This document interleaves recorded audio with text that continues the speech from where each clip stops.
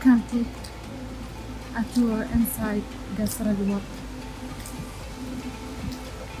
Now we're gonna take a tour to Presidential Palace, as you can see from the outside.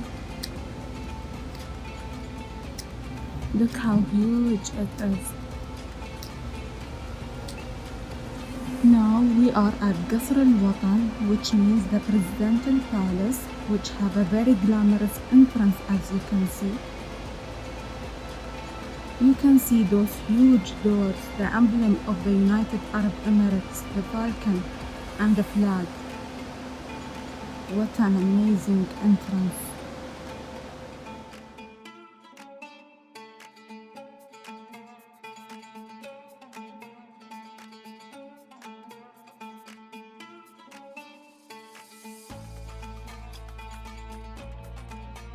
Look at the architecture.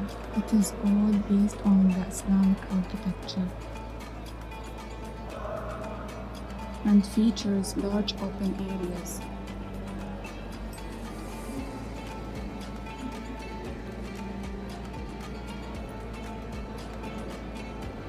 As we walk by, you see those colors on the floor. It was selected by His Highness Sheikh Khalifa, the President of United Arab Emirates and the ruler of Abu Dhabi. And it's all represent something. The white is used to be the symbol of peace and purity. It is absolutely gorgeous. The yellow color represents the desert and the sand of the United Arab Emirates. And the blue color, it represents the water of the Arabian Gulf. What an amazing details.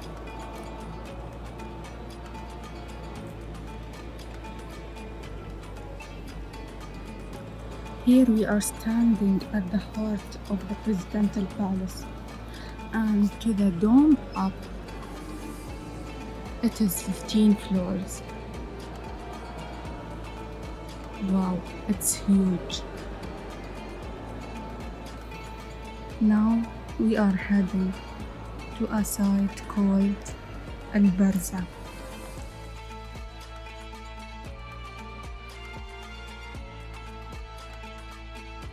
And it is when the Sheikh opens up his majlis, which means the sitting area, to the people. And this place is where people would come to pay their respects and say hello, and if they have anything to say or concerns, and they would raise it to the Sheikh, which means the leader. How huge is this place? Can you imagine the number of people that can sit here? Now we are in front of a very important structure. It is made by an Emirati artist called Matar bin Lahaj. It's amazing. Look at the gold color.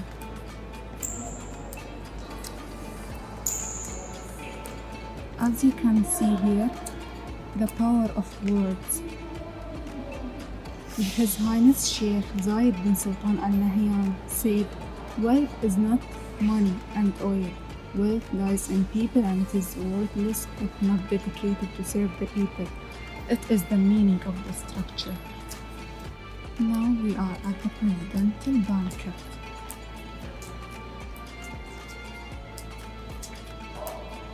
It's the hospitality of the United Arab Emirates. It's where people gather to have some food. The presidential gifts. Here when people come from all around the world and get gifted by the president. Look at their gifts.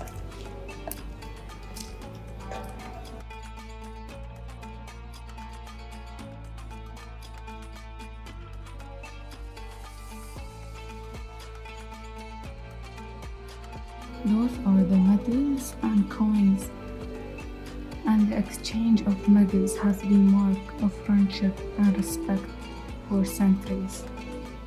Those are the boats where the Arab navigate to understand the world of geography. Those are the weapons and it's also gifted as a sign of respect. And those are the traditional clothes. In the front where you see those doors, now it's closed, but here is where they actually hosted Arab League Summit, Islamic League Summit, and the Gulf League Summit, where they all come together and discuss how to progress and push this Arab and Islamic region forward. At the exit, there is shops here where you can purchase anything you want from the traditional and cultural products. And that's the end of our tour. We're gonna head to that bus, so we head back to the entrance of this presidential palace.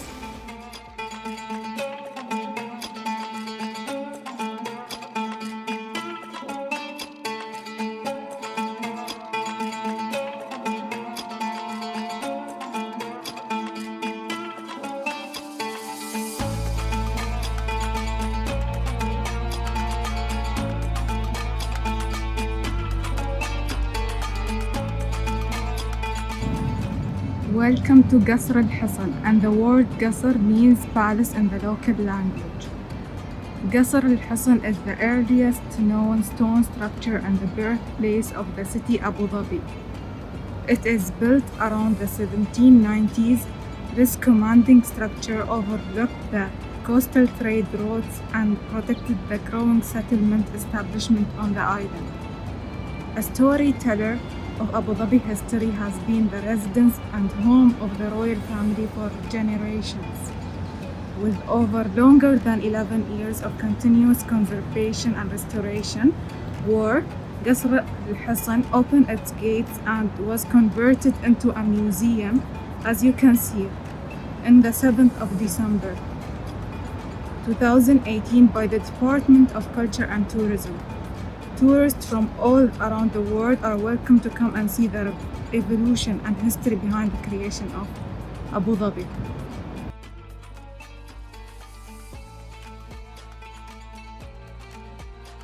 Qasr al-Hisan consists of three main parts: the watchtower, as you can see there, and the inner fort, which is behind us here inside, and the outer palace, which is in front of us as we are walking by.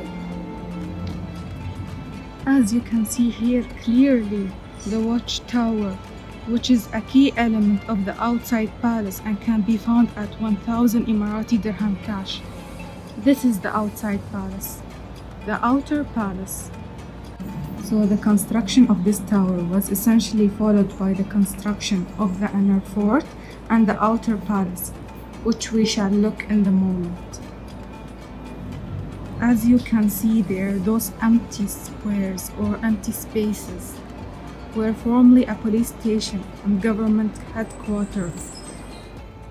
We are now at the outer palace, which was built in 1946 by Sheikh Shakhbout bin Sultan Al Nahyan. This is one of the outer palace spaces. It is for cooling the palace. As you can see, this is described as majlis, where people would gather and sit down. And here, where people can have a qahwa, which means the Arabic coffee in our local language. And that, what in front of us is named dalla, which is used for the drink of the qahwa. As you can see here, in 1995, this was the flag of Abu Dhabi. It was in red color and white color. It was during the rule of Sheikh Shakhbout bin Sultan Al Nahyan. Now we are inside the inner fort, where you can observe the various tools that these tribes used to provide in different environmental conditions.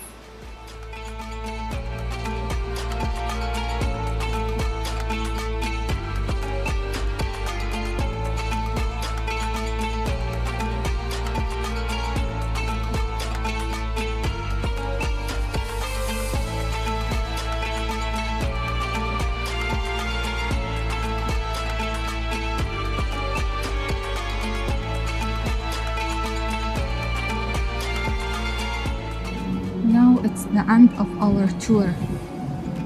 There are so many amazing stories and history behind this museum.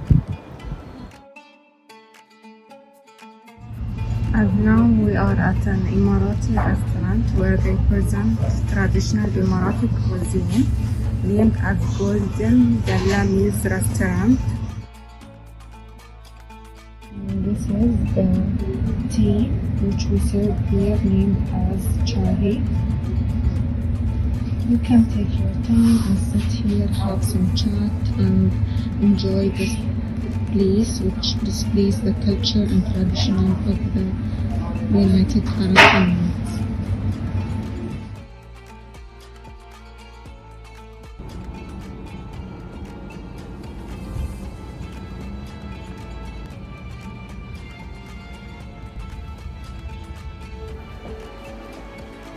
Now we are at our third attraction, which is called the Emirates Palace. The Emirates Palace is one of the most expensive built and the second 7-star hotel around the world.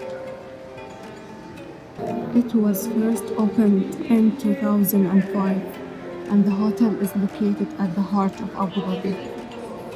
It was owned by the government of Abu Dhabi and it is still owned by the government of Abu Dhabi. Visitors comes here for leisure time, weddings, events, conferences, and many more. The hotel is designed in a traditional manner, as you can see.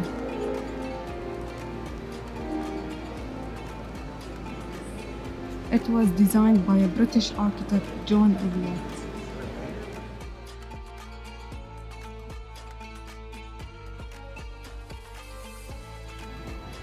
To stay at this hotel, it costs $290 for a day. This hotel features 114 domes, and you can visit Emirates Palace at any time, even if you're not staying in.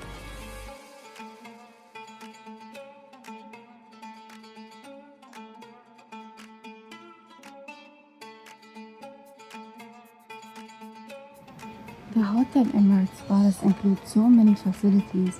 As you can see, it includes shops that you can buy from. One of the things about this hotel is that you have to reserve for a room to get access to the beach.